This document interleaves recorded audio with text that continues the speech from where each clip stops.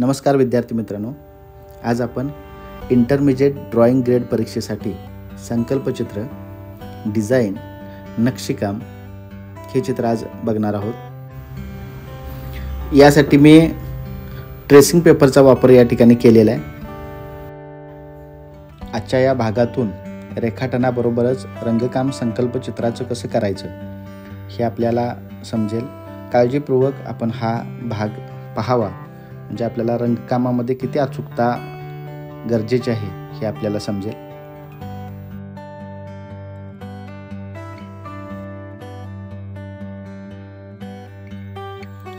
संकल्पचित्रासाठी आपण ट्रेसिंग पेपरचा वापर करू शकतो आणि त्याचाच वापर आपण हे नक्षीकाम करण्यासाठी पूर्ण केलेला आहे। शक्यतो हे रंगकाम करत असताना आपण करड्या रंगाचे छटा कशा पद्धतीने आपल्याला रंगांच्या करता येतील यासाठी आपण प्रयत्न करायचा आहे। काळा आणि पांढऱ्या रंगाचा वापर या रंगछटा तयार करण्यासाठी आपल्याला करता येईल।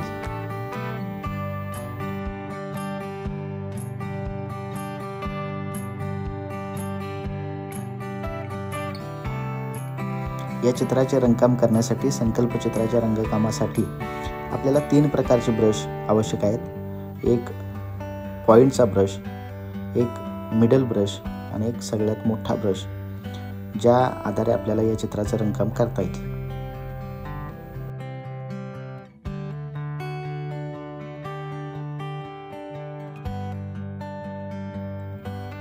एखाद्या रंगाची फिकी रंगछटा तयार करण्यासाठी आपण त्या रंगामध्ये पांढऱ्या रंगाचा वापर करतो आणि एखाद्या रंगाची गडद डार्क छटा दाखवण्यासाठी आपण त्याच रंगामध्ये काळ्या रंगाचा वापर करतो। अशा काळ्या आणि पांढऱ्या रंगाचा वापर करून आपल्याला करड्या रंगाच्या छटा तयार करता येतील आणि अशा रंगाच्या ज्या छटा आपण संकल्पचित्रासाठी वापरल्या तर निश्चितपणाने चित्र आपले चांगलं दिसेल किंवा ते नक्षीकाम अतिशय चांगल्या पद्धतीने उठून येईल।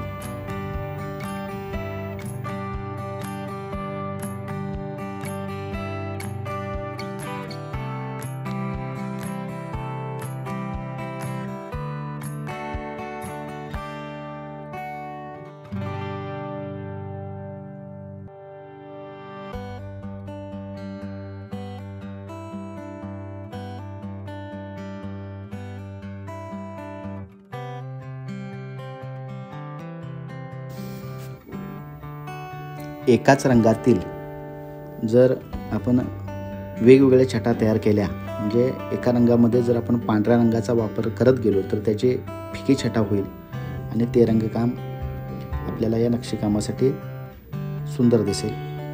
आपण बघत असाल की फरशीसाठी किंवा हातरुमालासाठी ह्याचं आपण नक्षीकाम केलेलं आहे।